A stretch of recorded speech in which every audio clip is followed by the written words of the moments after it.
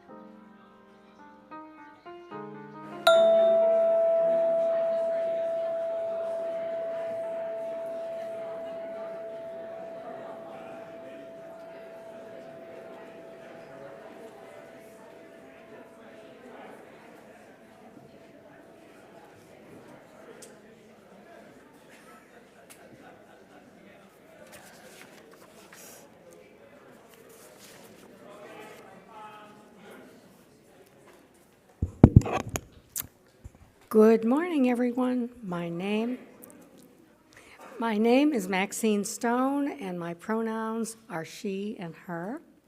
I am so honored to welcome you to the Ethical Society of St. Louis. We are ethical humanists. We are an ethical humanist community where people come together to explore big questions, live with intention, and work toward a more just and compassionate world. As we continue our Seeking Truth series, grounded in reason, evidence, and lived experience, today's platform invites us to examine something we often take for granted: our own perception. We move through the world trusting what we see, hear, and feel. Our senses help navigate our daily life, to make decisions and form beliefs about what is real. I am reading this script, but now I'm not reading this script because I just need to say something about what's going on in the world, and I'd like to ask everyone to take a moment as we think about what we can do for the elimination of ICE. Okay. Most of the time, our reality does serve us well, but today we'll be reminded that perception is not a perfect record of reality. It's shaped by attention, expectation, and context. Through the lens of magic and science, this morning's platform will be to explore how easily our minds can be guided, how confidently we can be mistaken, and how moments of wonder can reveal truths that are usually invisible.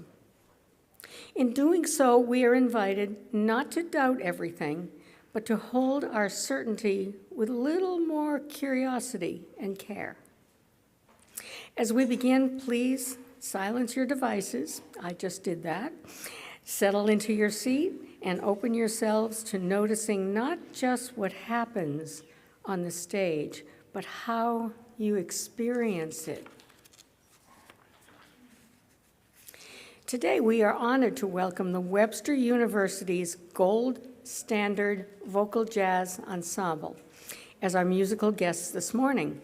Gold Standard is a Webster's premier vocal jazz ensemble directed by our own Mike Engelhardt. Their first selection, As Far as the Eye Can See, by Darman Midor and Lauren Kinhan, a piece that invites us to reflect on perspective, distance, and the limits of what we think we can see. Please welcome Webster University's gold standard. Thank you.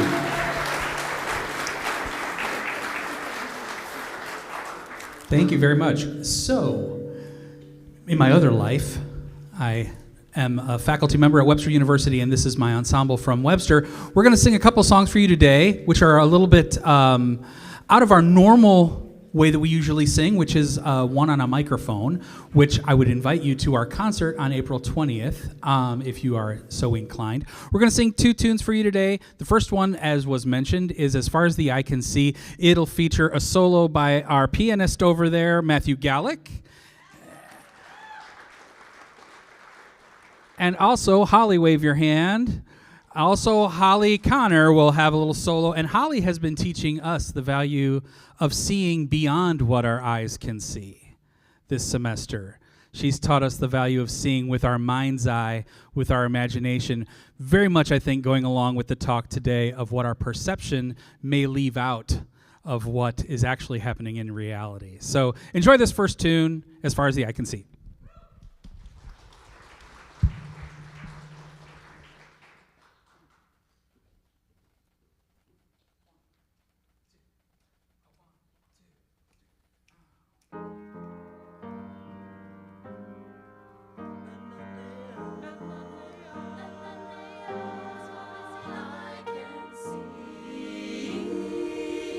No matter who you are, sound syncopated from afar. Take a moment to repeat, heart to mind and soul to feet. You can imagine almost anything. Raise your hand to the sky, the moment will find you high and wide. Just like the birds above, they start to fly. The birds above are free to fly. Spinning circles round the sun. Around the sun, for everyone, into believing you know how, somehow, how to open up your heart and let the music take you fast away to a place you never thought you'd live to see the day. Like a fragrance lingers on, the kind that echoes in the air we breathe, the love we need, as far as the eye can see.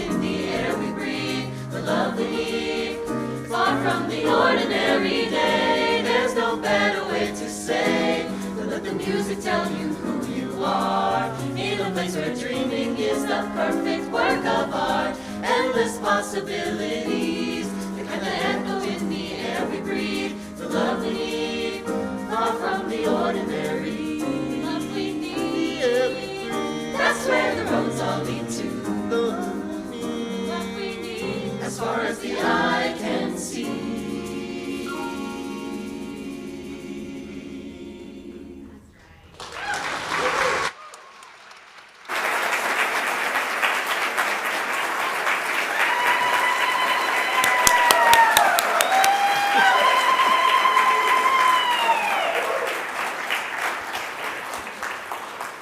I think you have a few fans out there. Also, I love that, and I loved, even from where I was sitting, I loved all your smiles and your energy. Thank you. So each week, we read our youth education core values as a way to bring us together and remind us of our shared commitments. This morning, our core values reader is Lucas Seeger Lukenhoff. Come on up.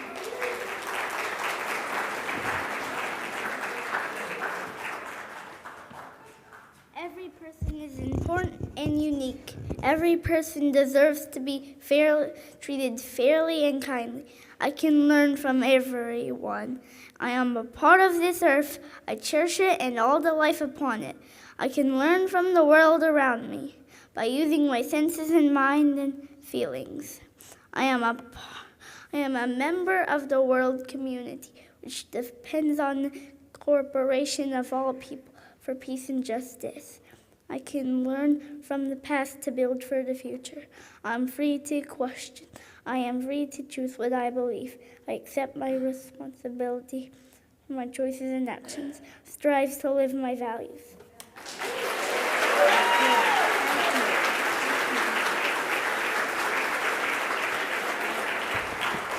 Oh, Lucas, you got it, honey. That was good. Thank you so much.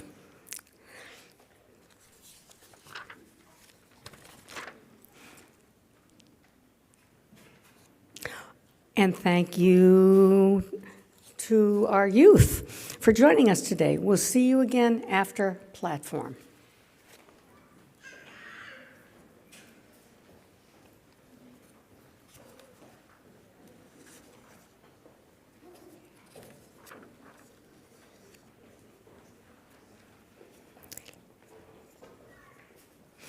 Oh boy, let's welcome Webster University's gold standard back for their second selection, Satellite Call by Sarah Bareilles.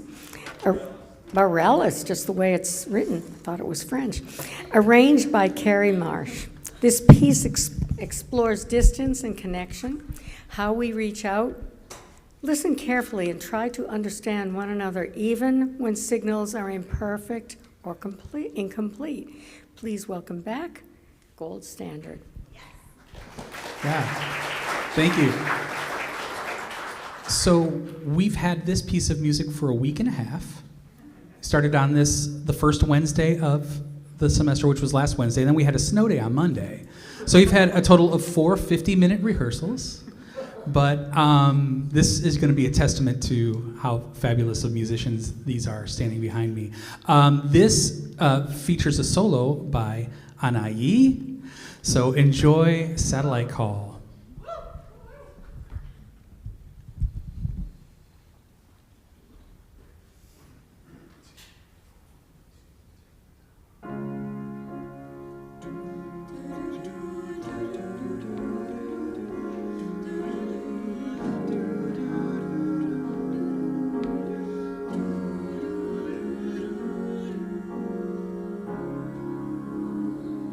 This one's for the lonely child,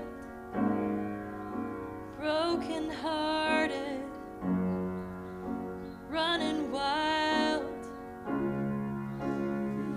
This was written for the one to play, one who believes they are the cause of chaos and everything. You may find yourself in the dead of night, lost somewhere out there in the great big beautiful sky. You are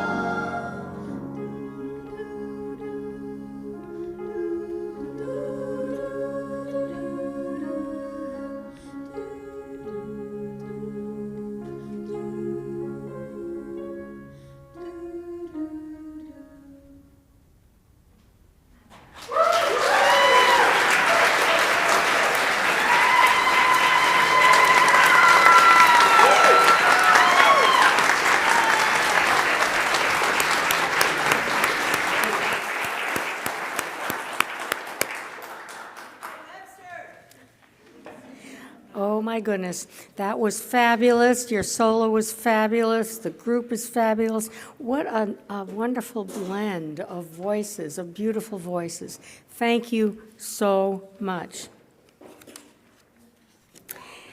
So, before our main address, which I think we're all looking forward to, let's pause and reset our attention in order to seek truth in a world full of information, opinions, and urgency.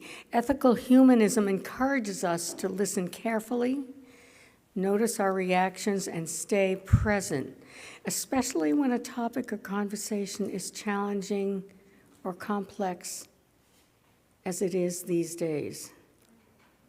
I invite you to take a silent minute to settle in your seat, relax your shoulders, and bring your attention to your breath. Allow your body to release tension and to your mind and set aside what can wait as we prepare ourselves to listen clearly and thoughtfully.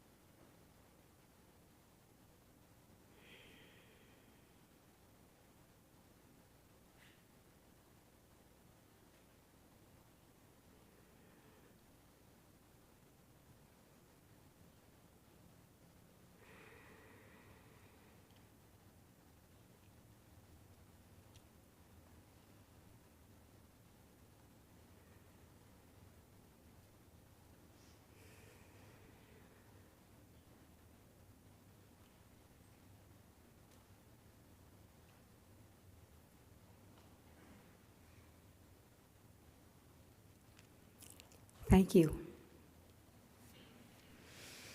Our speaker today is Z the Mentalist. Z is a dreamer, a thinker, and self-described nerd who thinks deeply about how the world works and how we experience it. By training, Z is a researcher in molecular biology and genetic engineering. By practice, he is a professional magician. And at the intersection of those two worlds, Z is a science educator who uses wonder and illusion to reveal the hidden mechanics of human perception. Through magic and science, Z helps make visible the shortcuts, assumptions, and blind spots that shape what we think we see. Today's platform invites us to notice not just what we perceive, but how we perceive itself and how it works, and why that awareness matters for seeking the truth in everyday life. Please join me in welcoming Z the Mentalist.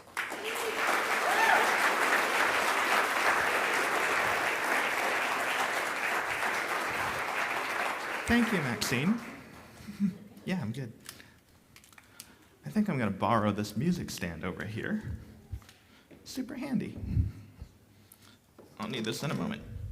Okay. Hello, everyone. That was a very kind introduction. My name is Z, and I'd like to talk to you a little bit about what I do as a magician and how that connects with neuroscience. So, just a quick check. Everyone can hear me all right? Mic works? Everyone can see me? Everyone can see the screen? Everyone can see me and the screen at the same time? No, you can't. You think you can. You think you can. We all think we can. But we actually can't. Because the way our eyes work is so fascinating. The part of our eye that can see, the fovea, is really only actually about the size of a quarter at arm's length. And all our peripheral vision, it doesn't even see color. It sees movement and light. But we don't feel like we walk through the world with tiny spotlights being pointed around, because most of our perception is an active imagination inside our head and not actually something we take in from the senses. It's an active hallucination being updated by data from our senses. So I'd like to try and exercise with everyone about how wide your field of view actually is.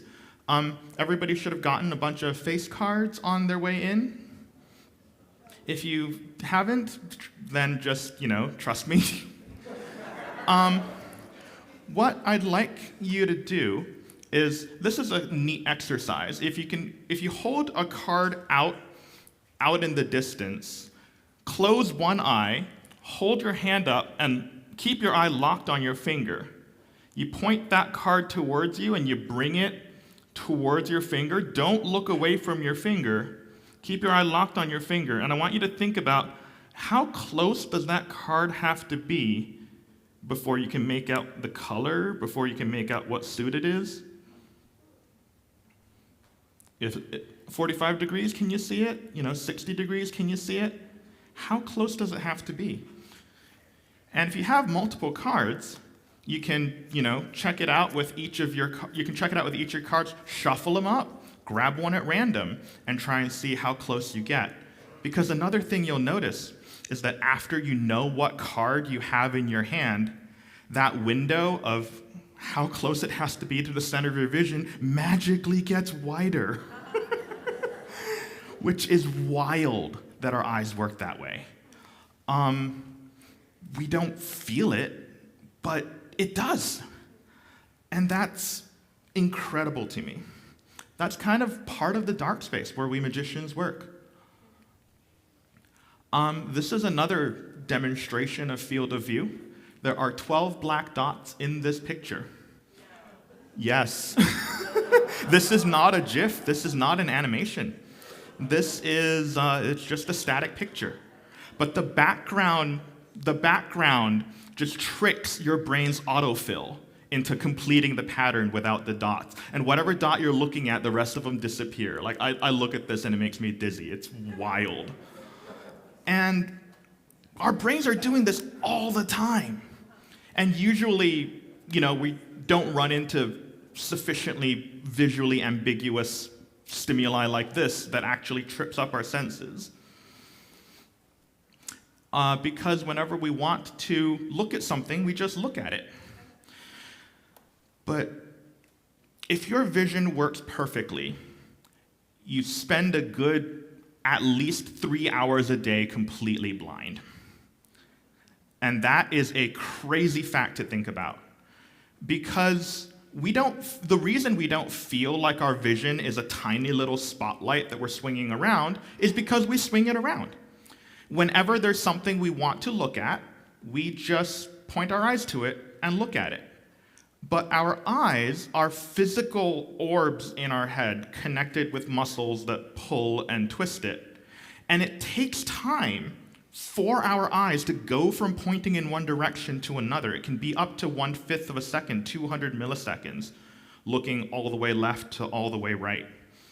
This is where these mirrors come in, these reflective pieces of paper. If you don't have a reflective piece of paper, the reflection of your locked phone screen, just that black screen, will do just fine. What I'd like everyone to do is take your mirrors, hold it right up to your eyes, and get a good look at your eyes. And then look to your left eye, look to your right eye, and just look back and forth between your eyes. Look at your left one, look at your right one. Just kind of look back and forth, check out your eyes, check them out. And then I want you to think about this. 2 questions. 1, can you feel your eyes moving? And 2, can you see your own eyes moving? Wild, isn't it? So that is something called saccadic masking, where during that up to 1/5 of a second while our eyes are in motion, our visual cortex actually switches off and goes blind because our brain learned a long time ago, what's the use of processing a whole bunch of blur? There's no information there anyway. And not only that, our brain gaslights us into not even recognizing that we just lapsed and then came back. We experience the illusion of continuity from looking from one spot to another, even though we spend 1/5 of a second of that time completely blind. And that's There's another way to show this illusion. It's the clock illusion. Bear, can I get the clock up?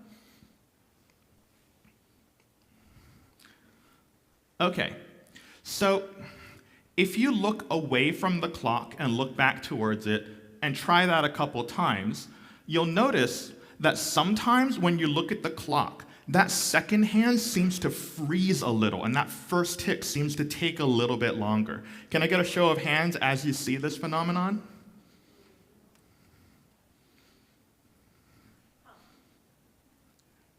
It's wild, isn't it?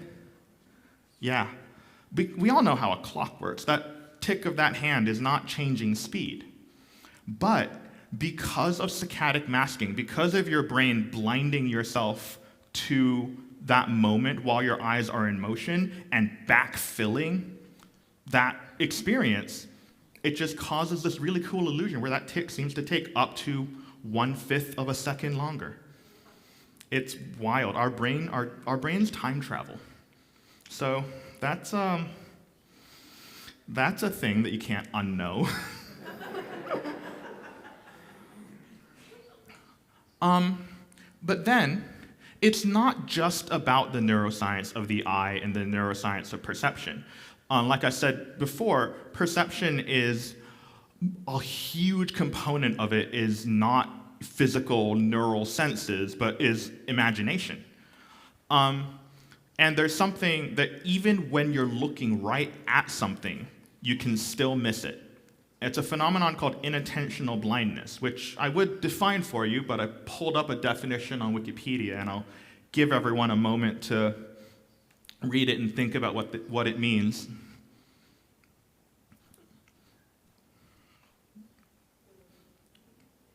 More or less got it? So, more or less got it. Okay, be honest with me here.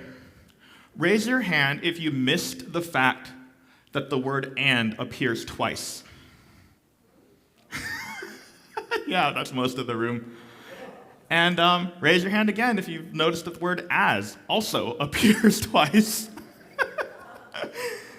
Right in front of you, everybody read it, everybody looked at it, and yet you just glossed right past it. Because the way that we read isn't comprehensive. The way that we perceive as in general isn't comprehensive. We look at, the beginning of each word, kind of the end of each word, the shape of the sentence, just enough. We read just enough to where we can guess and try to understand what the word is, what the sentence is, and we skim. That's how people read, that's how speed readers read fast, and that's how we read naturally. In fact, if we take this and replace more than half the letters with, random garbage, somehow this is still readable because we don't look at every letter and we don't need every letter. And usually the things that we read aren't actively trying to trick us. Well, with social media, that's not true anymore. But usually, this works in an honest world that attempts to, it works in an honest world, it's not trying to trick you. And then there's also semantic satiation, where if you stare at the black X in the center, over time, that pastel color around that X just kind of fades away and disappears. If you see the same stimulus enough, you become habituated to it, you stop noticing it, it stops becoming as salient to you, your receptors literally get fatigued. And then, colors can disappear, things can look white, and stuff can happen right under your noses. And then there's ambiguous visual phenomena, things that look like other things. This is a picture of a rock floating in the air, which is very bizarre to look at, and it's quite curious until you realize that it is actually a cigar with a burnt tip stuck into a wall and sticking out obliquely. And once you see the cigar and that clicks, it makes sense. So that's the kind of stuff that we magicians do. We take advantage of visual ambiguity. We take advantage of satiation of your senses. We take advantage of the fact that your attention is limited. And when you put that all together, you can do stuff like this.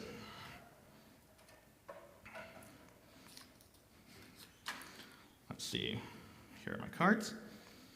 1, 2, 3, 4 aces. 1, 2, 3, 4 kings. 4 aces, 4 kings. Normally, when I do this up close, I ask people if they want to inspect these cards. Magician's secret, I would not ask if there was anything to see. So, we have 4 kings and 4 aces. I'm going to go 1, 2, 3, 4. Put these here. Now, pop quiz, what do I have in my hand? 4 aces. I take an ace and I flip it face down. Second ace, face down. Third ace, face down. Fourth ace, face down. We have 1, 2, 3, 4 aces face down.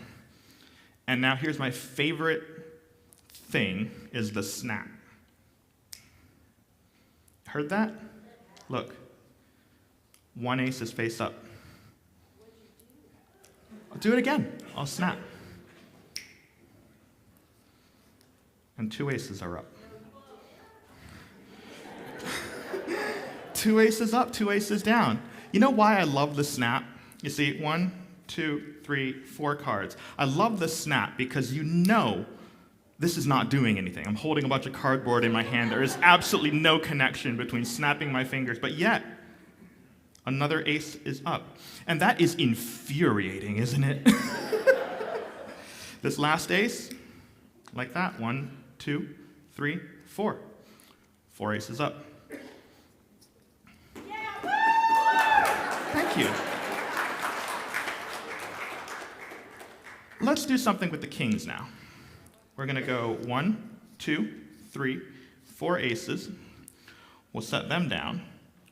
Pop quiz number 2. What's in my hand? 4 kings. The ace is turned up, so the kings are going to go the other way. We're going to go like this. 1 turns down. We're going to go like this. Now 2 are down. We go like this. Now 3 are down. And this last king, just like that.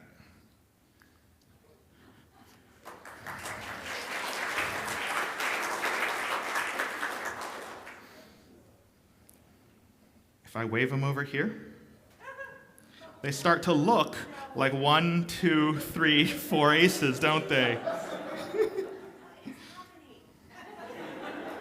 4 aces, 4 kings. Just in case you missed it the first 2 times, let's do it one more time. 4 aces, 4 kings. We're going to go 1, 2, 3, 4 kings. Set them down. 1, 2, 3, 4 aces. Leave them up.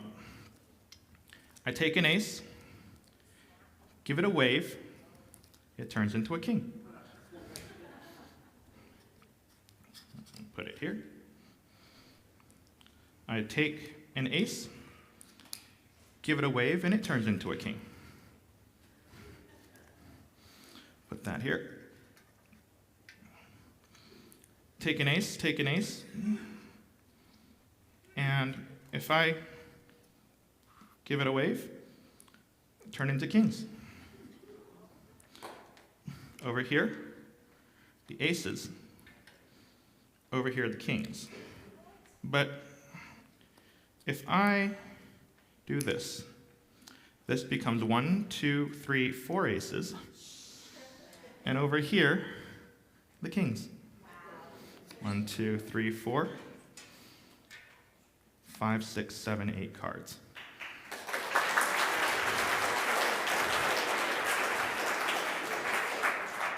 It's just not what it looks like. And what it looks like is impossible. And I kind of love that. Would you pick a card? Any card. That little guy right there. Okay. Would you write something on it? I'll turn my back so I can't see what you're writing. On the number side, the front side.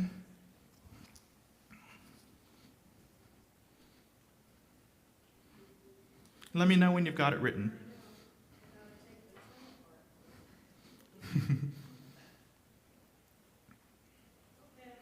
You got it? Okay. Let me take this. Take your card. Everyone take a look.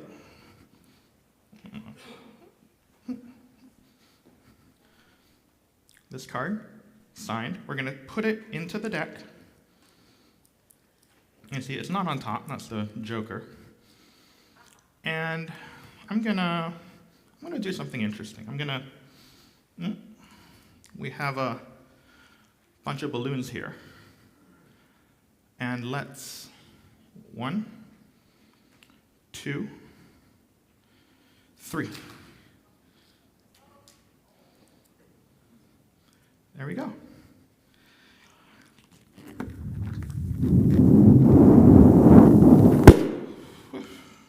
Hang on. In here, I think.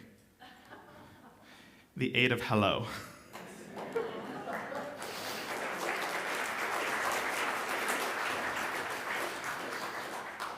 So, I have a bit of a confession.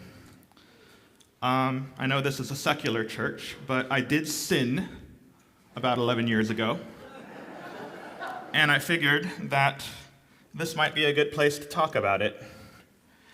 Because I accidentally started a cult. Accidentally on purpose. I would say I didn't mean to do it, but I'd be lying.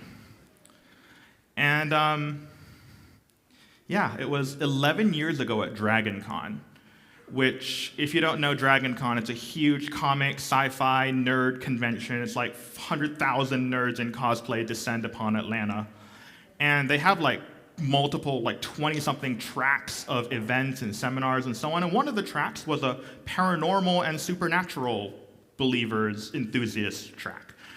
And I was very much in my like militant evangelical atheist phase back then. And so I thought I would, pull a James Randi, pull a Harry Houdini, and go talk to some of these psychic believers and show them evidence that they could be tricked, and obviously, convert them from psychic believers into not.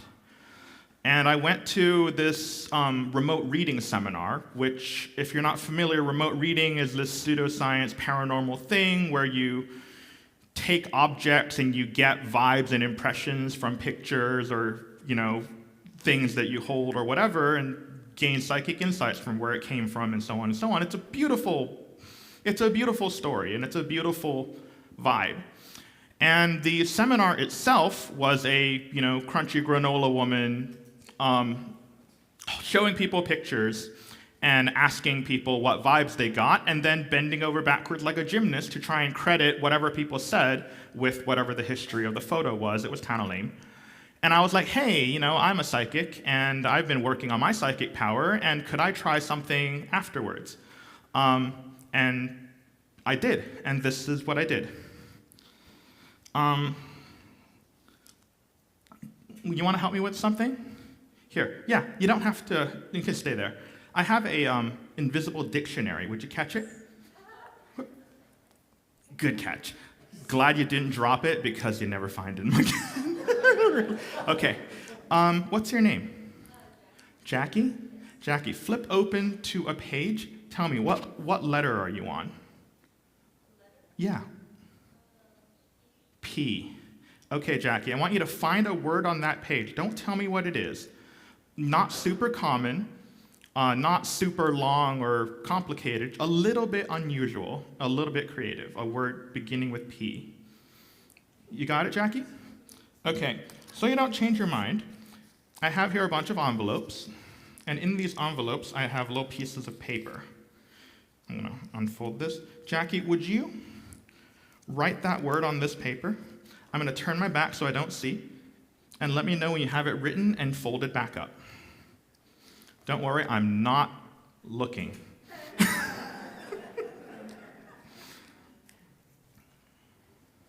Okay, you got it folded up?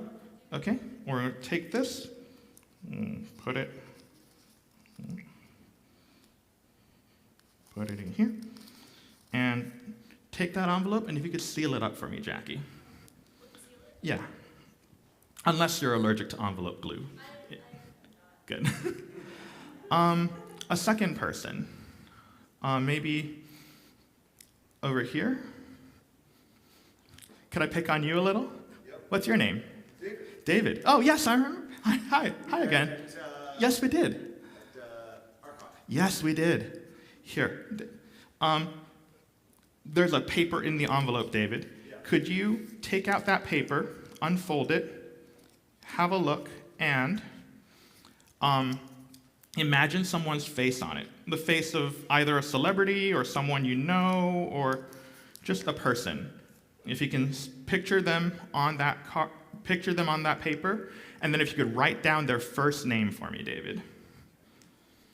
And a third person, maybe over here. Oh, sure. Here, would you help me pass this back? And what's your name? Mary. Mary, if you could take out the paper and think about any word at all. Any word at all. You got it, Mary? All right, write it down, seal it up.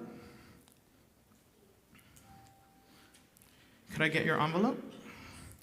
What was your name again? Jackie. Okay, Jackie, you are my victim number 1. I mean, friend number 1.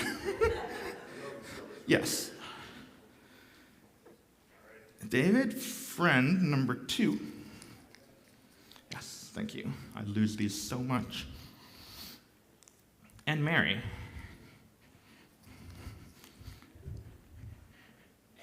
Thank you.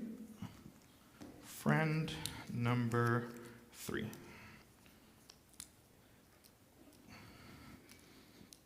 Oh, this pen won't click back. That's fine. Okay. So, 3 envelopes, 3 secrets, 3 people. Let's do some remote reading. Jackie, you wrote down a word beginning with the letter P. I don't know how many words beginning with letter P there are in the English language, but it's a lot. Most of them we can rule out because they're obscure or too common, and I asked you not to say too obscure or too common ones. But that still leaves a lot. It's not a pause. It's not pepper. It's not puzzle, but it's near puzzle, right? It's puzzle adjacent. Jackie, is your word perplexed? That's perplexed. Perplexed.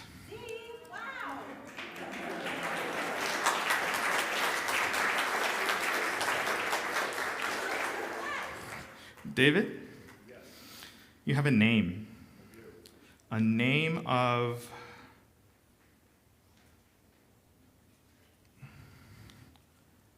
Evelyn? Eva. Eva.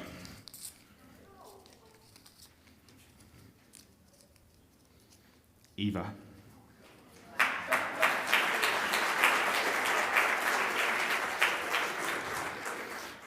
And Mary? You have a word. It could have been any word.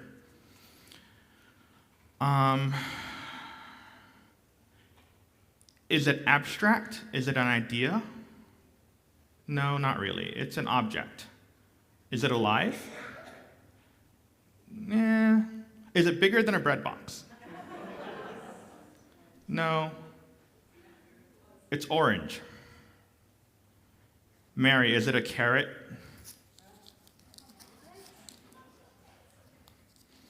Yeah, carrot.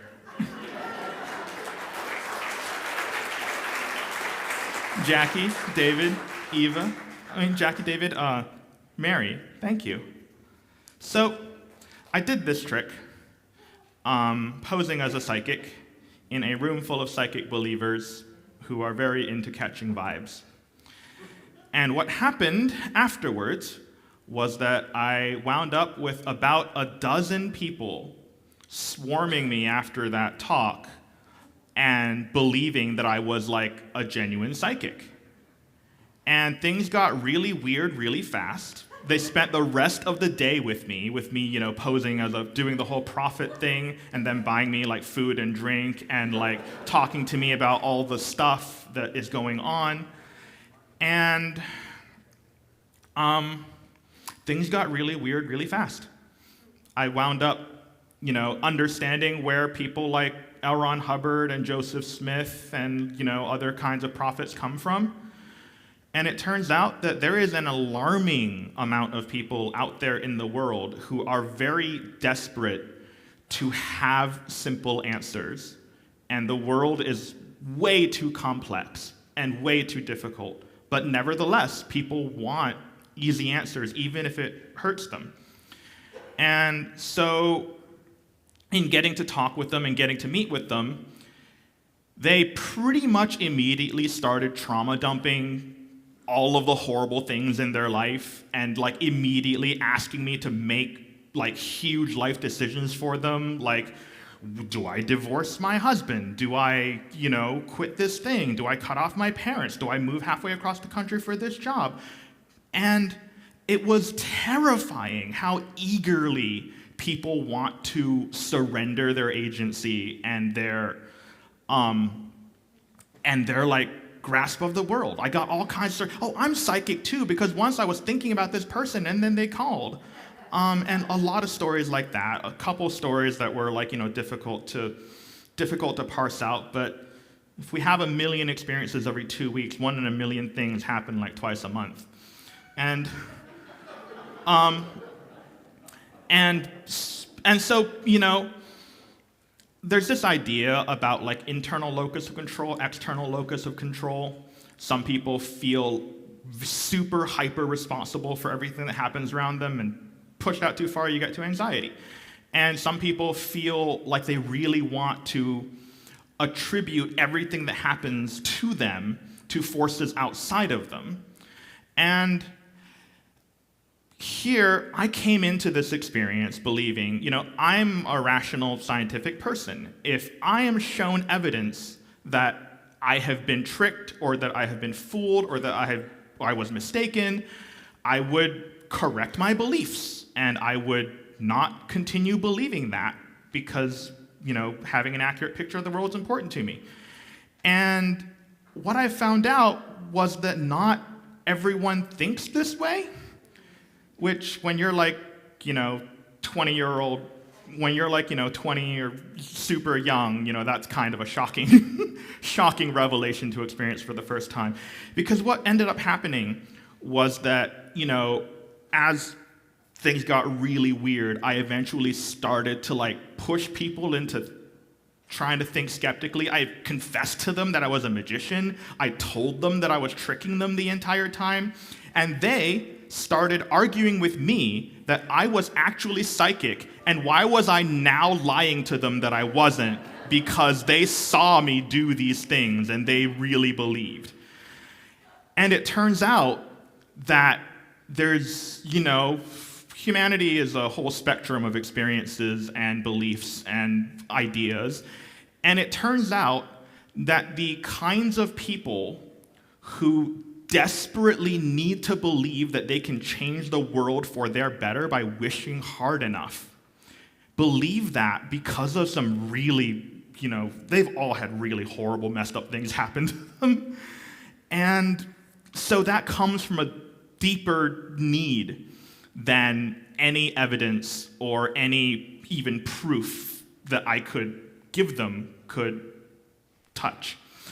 It taught me the concept of what I'd now like to call a load-bearing belief. And it was also the start of me chilling out a little bit about, calling religious and spiritual believers stupid to their face and getting into angry flame wars on the internet and stuff. But yeah, it was wild that this happened, and it still kind of haunts me. I also got yelled at by so many magicians of how dare you, blah, blah, blah, blah, blah, which was well-deserved. Confession. And so putting all that together, the idea I want to get to is that the world is full of things trying to deceive us, trying to convince us of things, trying to sell us this or that.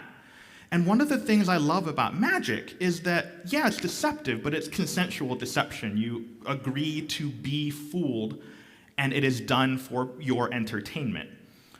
And that's something I think we need. And I think the lesson that it teaches isn't about pushing you to believe in something. It's about pushing you to be careful what you believe. So I'd like to wrap up my talk with a magic trick. Would you guys like to see the trick that won the St. Louis Magic Club's close-up competition last year? It has taken me 20 years to work up to being able to do this trick, and I've been doing magic for about 20 years. Can I have 2 people to help me? How about you? What's your name? Joe. Joe? Come on up, Joe. And Crystal. Joe and Crystal. Come on up.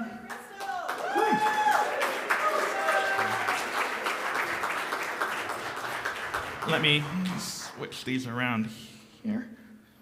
Yeah, Crystal, have a seat. Joe, have a seat. Joe, do you shuffle? I do. You do, okay. Oh, yeah, let's move the music. Thank you. So, let's do this. Have you ever done a wash shuffle before, Joe? It looks like this. It's one of the best ways to shuffle. You take the cards and you just make a big wash like this. Joe, could you do that, please? Yeah, just give it a good wash. I like your nail polish. Thank you very much. All right. Okay. We'll square these up. This is the tedious part of it.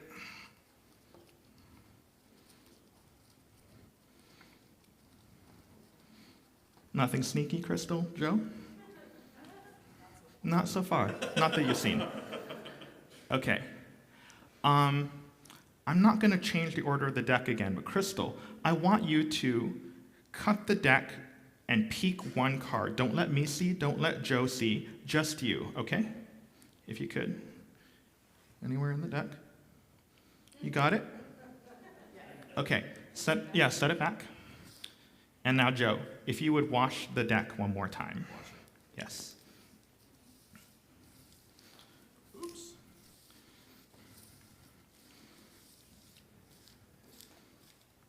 Okay. I'll square this up.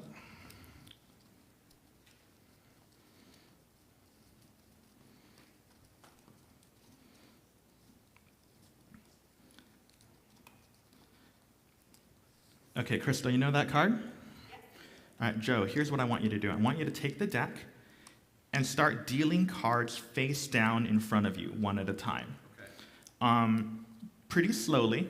If you run through the whole deck, you can just pick it up and start dealing again. And if you could start doing that for me, please. So just slow, yeah. Can I pick the deck? Yeah, pick the deck up and slowly start dealing a pile of cards onto the table, one at a time. And Crystal, think about that card. Have it in your mind. You can picture it. You can see the color. Okay. Bright color, red. Red card. Yes. I'm going to take a statistical guess and say it's a number card. More numbers than pictures. Yes. A red number card. Is it odd or even? That's a great question. Even. It's even. Okay, Crystal. Here's what I'm going to do. I'm going to count 2, 4, 6, 8, 10. I want you to say no each time, okay? So you'll be lying on one of them. Oh, okay, understood. Yes. 2, No, 4, no, 6, no, 8, no, 10. no. 2, No, 4, no, 6, no, 8, no, 10. no. 8. Am I supposed to say no? That's a yes. It's the 8. Crystal, it's the 8 of hearts? Yes. Joe, stop right there. The next card in the deck. Would you flip it over and show Crystal, me, and the entire audience? 3 of spades. Okay, 1, 2, and the third card. 1, 2, 3. Yep, flip it. The 8 of hearts. Joe, thank you so much. Crystal, thank you so much.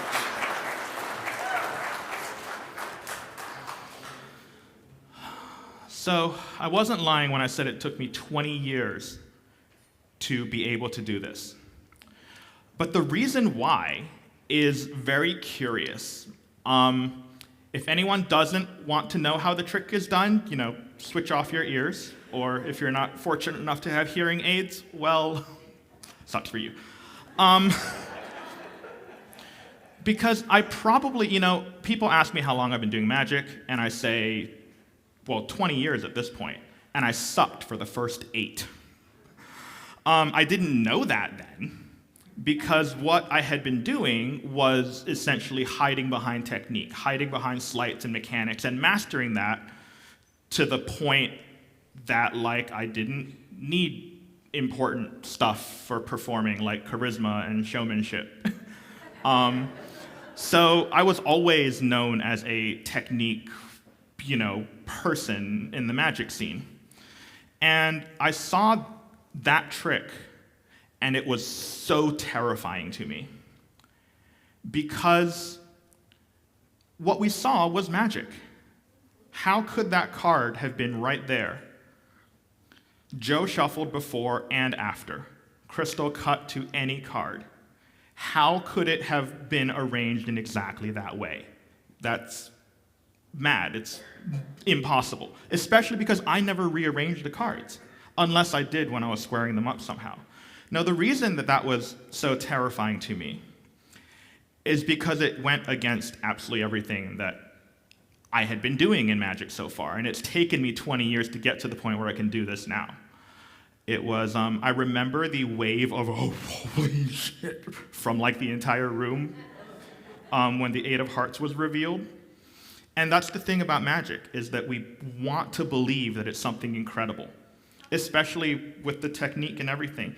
And who in their right mind would ever just bring a deck on stage that was just 51 of the same card and one different one on the bottom so it doesn't look that way? And we actually got super unlucky that Joe stopped at the 3 of spades, the one card in the deck that was different. I will say that's pure coincidence. You can believe me or not as you please. It doesn't matter to me either way. But think about this, because we want to believe that something incredibly technical and sneaky happened. We want to believe this story, and because we want to believe it, we try to fill in reasons how it could have happened. We try to figure it out, and we're astonished when we can't. And the reason why magicians consider it bad to share secrets and reveal stuff is because usually the secrets are the least important part of the trick. They're the least interesting, and what's interesting is how you present it.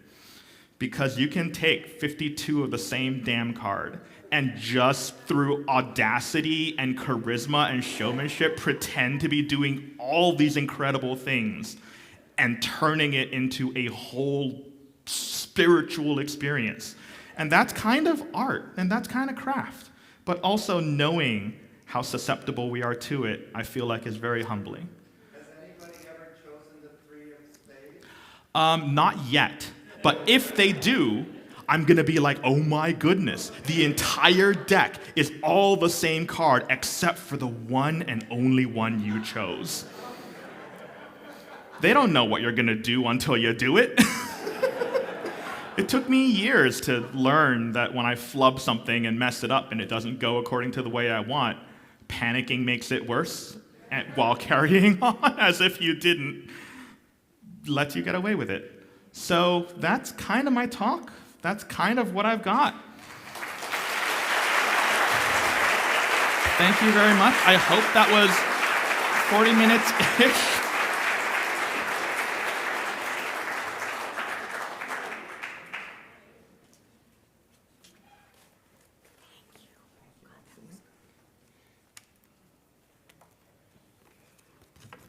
Wow.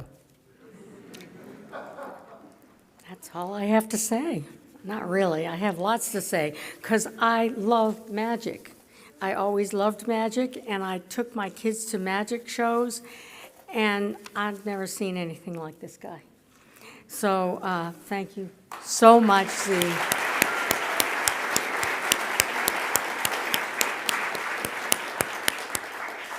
But in the end, it's not real magic, it's perception, everybody. So remember that. Okay. At the Ethical Society of St. Louis, our mission shapes everything we do, from Sunday platforms to youth programs, music, service, and partnerships in the wider community. Our work is sustained through the generosity of our members and friends.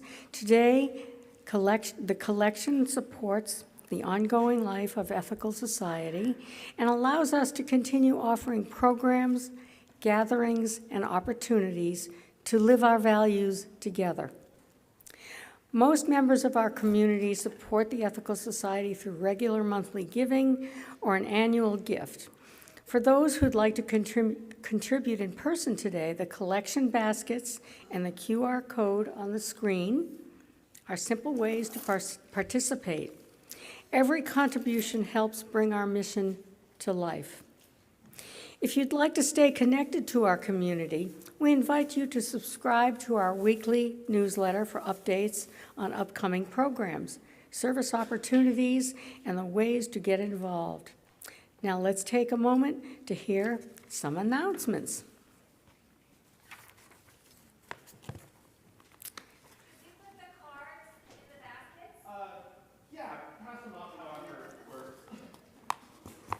Good question.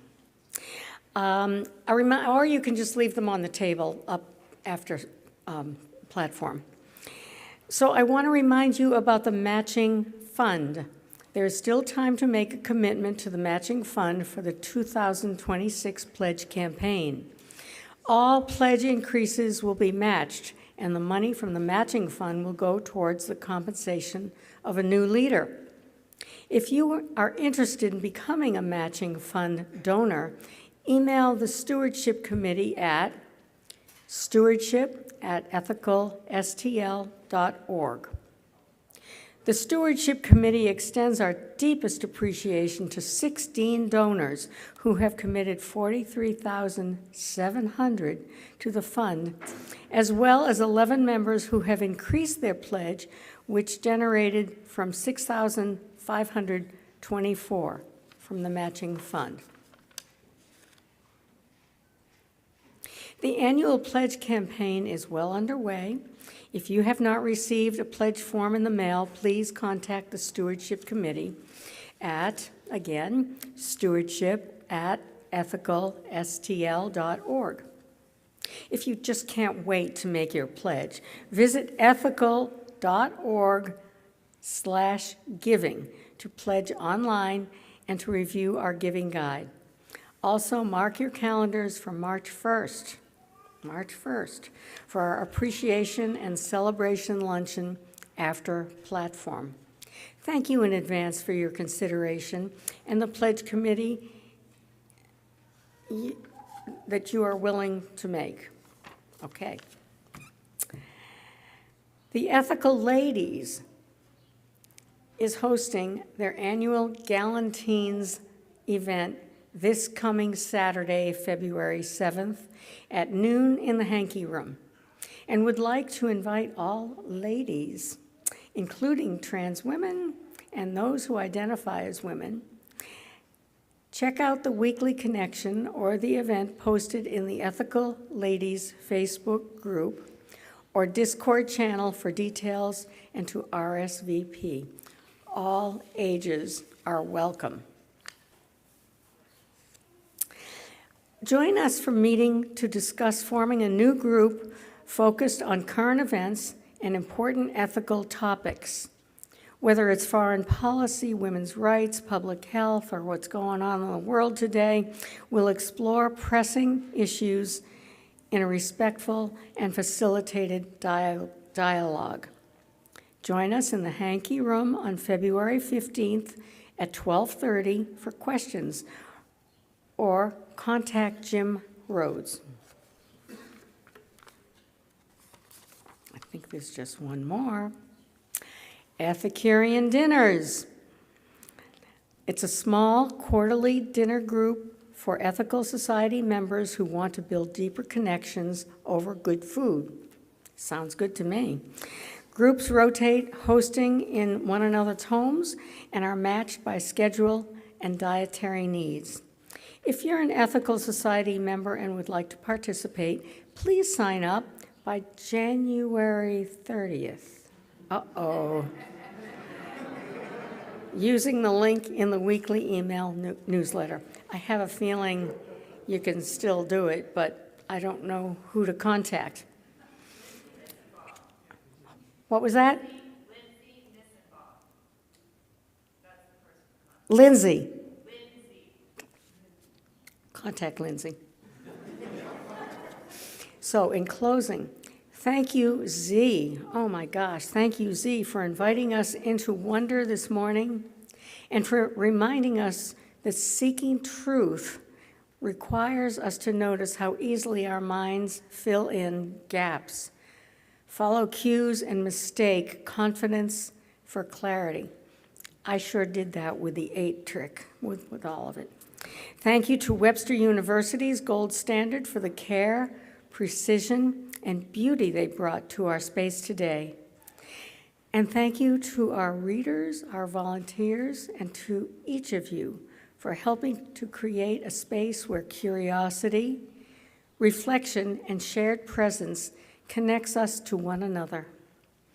As we continue our Seeking Truth series, we remember that truth is not only something we uncover through facts or experiments, but something we practice through humility and willingness to slow down, to question our assumptions, to stay open when certainty feels tempting, and to actively speak out.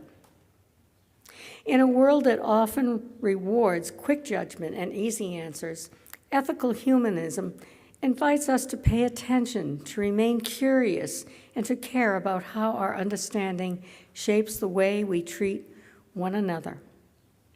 After platform, we invite you to join us downstairs for coffee and conversation, where you can continue the discussion and connect more deeply with one another and the work of this community. As you go into the week ahead, may you stay attentive to what you see, curious what you don't, and committed to living your values with integrity, care, and wonder. Thank you. If I make one quick thing here. Oh, we have something else here. Just a heads up, everybody, as you know, our parking lot was not fully plowed, so finding a parking spot became very difficult. So we had to park some cars in places where we would not normally park them. Please take your time. There is enough room to get in and out, but it just might take a little bit of patience. Thank you.